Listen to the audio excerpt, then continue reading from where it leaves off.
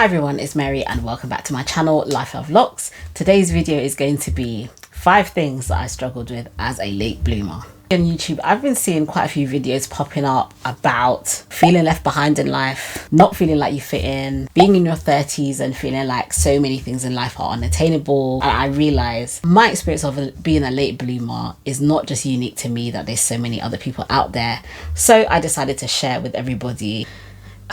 I feel a bit embarrassed sometimes admitting some of this stuff, but a little bit of vulnerability is good, right?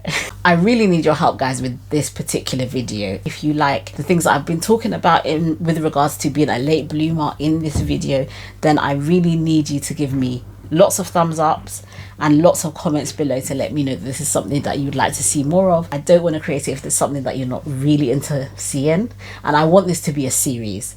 Number 1, friendships. I found friendships difficult because I did not have the social skills appropriate to my age to be able to navigate things socially. A little bit about me and my background. When I was younger, I was very academic. I had a very strict upbringing, strict Pentecostal, no makeup, no jewelry, all of that stuff. So the thing is about growing up that way is that there are a lot of things and a lot of experiences that other kids have that you don't have, and that was my experience. And what that did was it left me isolated from other children. My mum in particular, actually my mum and my dad, they were both very aware of danger. I would say more so than your average parent. They didn't want me playing out.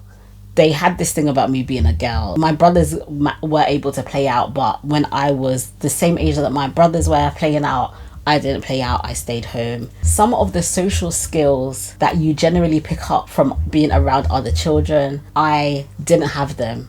And so in some ways, I was A, shy, and B, socially awkward. So when I got into my 20s and I was starting to make more friendships, I had so many missteps. Some of it just from not quite fitting in. There were situations where I said things to people and I didn't express it clearly to them, so they misunderstood what I meant, thought that I was trying to be rude and I wasn't. I just didn't quite understand or know the social rules around things. Like, for example, you know that thing amongst girls where you go out and it's like, we go out together, we stay together. I had no clue what that was. So I remember one particular time, I think I was with a group of school friends, and they were about to do something after school. And I just said, okay, well, bye guys, I'm going home. See you. Got on the bus and went home. The next day, they just all stopped talking to me. Come to realize later on, the reason why they stopped talking to me was basically because I was supposed to be part of the group and I left the group and decided to go home. Now, admittedly, they didn't have the parents that I had. They were not the ones that's going to get in trouble when they got home. That was going to be me. So I don't think I made the wrong decision, but it just would have helped me to have some kind of understanding of the expectations of what friendship entailed. I just didn't get it. Number 2, self-esteem. So I have a son now. He's 2.5. I see how he tries things and practices things. He gets very frustrated when things don't work. Like, he's trying to put something together and it doesn't fit. He gets very frustrated and angry and throws it, whatever. But the fact is, he tries and tries and tries until he gets it. And for me, as a late bloomer, I didn't get as many opportunities as I needed to practice, to get things wrong, and then practice again, and then finally get it right and build my self-esteem in that way. In a lot of ways, I was told that I didn't know what was best for me, or that I shouldn't trust my own feelings, or that I shouldn't trust my own perception. And so for me, that threw my self-esteem off. Because you gain self-esteem in learning how to use your voice, learning how to speak up for yourself, learning how to honor how you feel. Self-esteem also grows from making mistakes, getting it wrong, trying again and getting it right, and then learning that confidence that, like, wow, I can do it. I can learn, I can experience something and get better at it and improve. And I didn't have many opportunities to really get things wrong without having the consequence of being told off or feeling like everything was crashing down around me, like one mistake was like the end of everything. Also, there's an age that you get to where you come to realize that you're a bit out of step with everybody else. For example, there were multiple times I had this experience as a child. When I was in year 7, I went on a trip and they said that they were going to do ice skating. In my mind, it was like an ice skating lesson. But then I got to what I thought was a lesson and realized that pretty much everybody else knew how to ice skate except for me. I can see as an adult, there are probably a lot of 11-year-olds out there now that maybe don't know how to ice skate.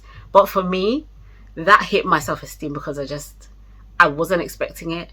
I wasn't expecting to be the only one that couldn't do something. That ties into the friendship part of things, with not having had the same experiences as other children, and therefore that hitting your self-esteem really badly. And the thing is as well, when you're a child, the logic of a child is not the same as the logic of an adult. As an adult, you can see things with a lot more perspective. But when you're a child, you see your differences with other children and you automatically assume that it's you, that something's wrong with you, that something is weird about you, why you haven't had these experiences. And yeah, it can really hit your self-esteem. Number 3, dating and relationships. Oh my wow. Dating and relationships as a young person can be hard regardless, even if you kind of are in step with everybody else. But when you're out of step with a lot of other people, it's much more difficult. Other people have made mistakes when they were 18, 19, 20. I was making these mistakes at 28, 29, 30. And having that desire to be like part of a group, to be like accepted and feeling like you're a part of things is a good thing, but it can also be a dangerous thing if you don't know what you're getting yourself into, because there are people who will take advantage of the fact that you just really want to be accepted. Or you have moments in time where you're sharing information with other people about your dating experiences and you're like, well, this happened and the person did this or they said this, and people look at you like, well, yeah, didn't you know that? Or, I mean, I could kind of see from the signs that that's what that person was like, and you're kind of sitting there like, well, how was I supposed to know? Like, I didn't know. I don't know what signs to look for. If I'm being honest, I felt stupid when that would happen to me, because I just thought, why don't I know this? How comes I don't know this? Again, feeding into the self-esteem thing. Now that I'm a bit older, more experienced, and have more perspective on life, I realize that if you don't know, you just don't know. What are you supposed to do, right? You're not to blame in any way. But at that time, yeah, it was really hard. Number 4, career. I'm gonna say career and transitioning into the quote-unquote real world. So because I was very academic when I was young, a lot of the information that I got, especially to do with kind of social things or career things or life, a lot of it was from books and studying, or things that I could kind of pick up just by inference, things I might see on TV, that kind of stuff. But it was a really rude awakening for me to realize that the real world doesn't operate in a linear fashion. There are some things in life that you just have to learn by experience. You can get clues from a book, don't get me wrong, but sometimes you have to actually experience something to learn real life lessons. And I didn't really understand that. So part of the fact that I was a late bloomer was also the fact that my parents were immigrants to the United Kingdom, and they were very old school Jamaicans. So their general advice in life was about getting an education, which is completely fine and true. But when you get out of school and into the corporate world and into the real world, being quiet, studying hard, getting good grades is only half the battle. In fact, I was in a seminar today where they said actually your performance at work, your literal performance of doing your job, is only 10% of what it takes to be promoted at work. Think about that, 10%. I was a bit angry when I heard that, I'm not gonna lie. Like, so doing your job isn't that important? But in the grand scheme of things, it's only part of what you need to advance. I thought that I'd be fine once I studied hard, was quiet and did my work. Someone gives you all the answers, you learn them, they ask you questions, you answer the questions with the answer that they gave you, you get everything right, it's great. Real life doesn't work like that. You don't always know the answers in the real world. Sometimes you really don't. You have to find the answers. At school, you get a lot of credit for being the one that's always right, that puts your hand up first. In the workplace, of course you're meant to work harder, but nobody likes to know it all in the real world. Knowing how to get on at work, knowing how to be promoted at work, knowing how to cope with like my own workload even, was really, really difficult for me. And I just didn't know how to navigate the working space with other people. Number 5, styling and self-image. So of course, being from a very religious background, having all these rules about what you can and can't wear, not wearing the fashionable stuff that other kids wore, and having parents that didn't really think that being fashionable was important. Of course, these all contributed to my difficulties of being a late bloomer, because knowing what clothes to wear, knowing what's in season, being able to kind of try something and see if it works, knowing what kind of clothes suit my body shape well, actually feeling comfortable to wear stuff that shows my figure. Doesn't have to be naked necessarily, but you know what I mean, like wearing stuff that feels good, that feels attractive, and kind of being in step with that. Even things like experimenting with my hair, wearing makeup, figuring out what jewelry I like. It took me a long time to figure those things out, and that can really make you feel very awkward in social circles. You just don't feel like you look like everybody else.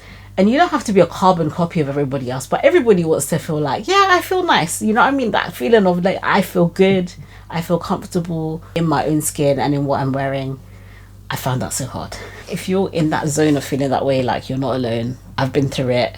I feel like I'm out the other side now, at least mostly. I hope that this video was helpful, at least to help you to feel like you're not alone and understand that there's so many other people that have had the same struggles as you. I want this to be a series on my channel, but I'm not going to make it into a series if it's not what you want to see. So please give some comments below, give some thumbs up, share it with anybody that you feel like it could help. Just let me know if this is something that you'd like to see more of, because as much as I like to create content that I find interesting, I really want to know what it is that you want to watch and you find relatable and interesting. So let me know in the comments. Take care, and I'll see you soon on Life, Love and Locks. Bye.